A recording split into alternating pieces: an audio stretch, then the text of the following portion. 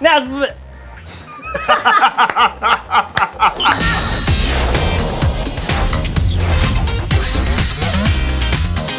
Whip. G'day, I'm Harry and welcome to the Loot Drop. So, the new Spider-Verse movie's out and we just saw a new trailer for Insomniac's Spider-Man 2. You know the one with emo Spider-Man in it? I can't wait to put some dirt into eyes as much as the rest of yous, but it made me realise how much comic books have to offer for video games. Like, who wouldn't want to fly around or shoot lasers out of their eyes? Come on! I remember being a huge Spider-Man fan and then playing Spider-Man on PlayStation and being like, yo, these web swinging physics are insane, but like, look at them. They're not great. Still, it ruled and I loved it. Then cut to the Arkham series. For better or for worse, it shaped third-person beat-em-up combat for games to come and reinvigorated the already thriving comic book community. These games are good comic book games. Bad comic book games? Superman 64. Lauded as one of the worst video games ever to exist, you controlled the eponymous red and blue lycra-wearing Kryptonian who can famously bend steel beams like they're made of jelly, shoot lasers out his eyes, and is nearly invulnerable. But instead of all that, the developers were like, nah. Let's make him fly through rings. That'll really take care of Lex Luthor. But with the juggernaut that is Marvel absolutely saturating all corners of entertainment, I'm sure there'll be no shortage of comic book video games. Guardians of the Galaxy was adored by fans, Insomniac is releasing another Spider-Man game as well as a Wolverine game. We're hitting the maximum threshold of comic book video games. I think we've had enough, right? No, definitely not. All right. Definitely not. I think what we're missing and what we've nearly had is just one huge Marvel game that encompasses an overwhelming amount of characters to play as. That's what I want. Anyway. Like Marvel Ultimate Alliance? Exactly. And all these like solo hero-based games are great, but Marvel Ultimate Alliance is quite possibly my all-time favorite comic book game.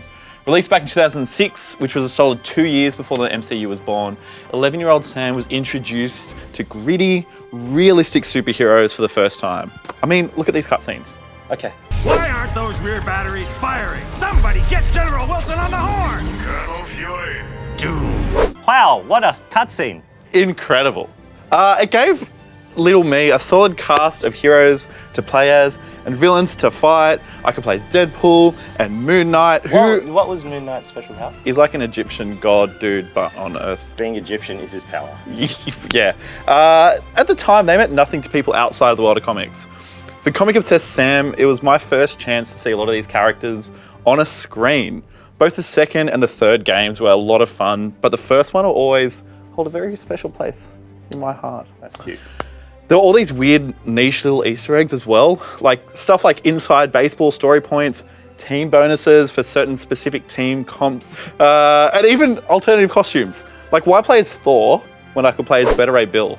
He's an alien with a horse head and an even bigger hammer. Why the long face? Thought Beta Ray Bill.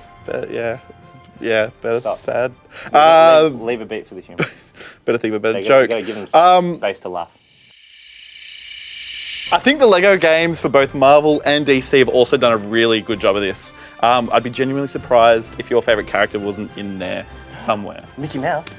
It's not Marvel. Oh, technically sort of is Marvel. Donald Duck. Yep. Right.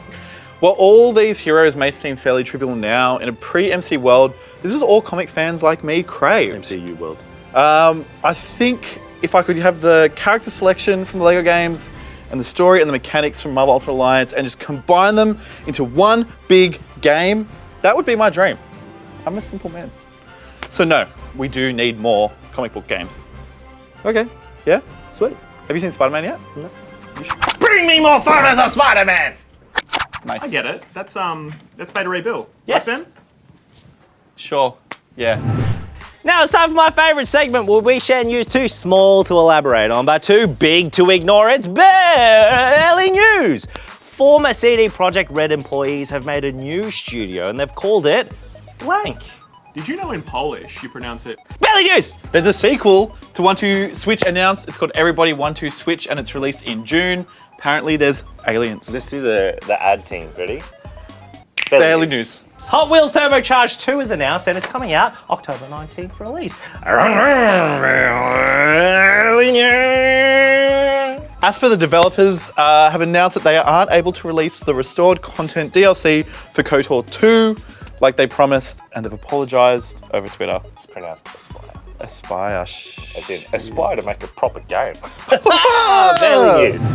That's the loot drop coming out this week is Fall of Porcupine. Is this a real game? Or did I do that thing where I make up game names? Anyway, Fall of Porcupine's coming out on PlayStation, Xbox, Switch and PC. And Alchemic Cutie on Switch and PS5. It's not E3, so there's heaps of announcements. Summer Games Fest, for example, like how good... Alan Wake 2. And don't forget about... Sea of Thieves Monkey Island. We recorded this a week before any of those announcements happened, so I don't know. But don't forget about... Help me. Please. They have me working like 18 hours a day. Are you saying that's good? That's what I want anyway. Like Marvel Ultimate Alliance. Exactly. Oh, like Marvel Ultimate Alliance. Exactly. Sorry, I got distracted. I came over here and I was like, that's a big bottle of sanitizer. I saw this, like, when have we ever needed how much? A litre. That is a litre of anyway.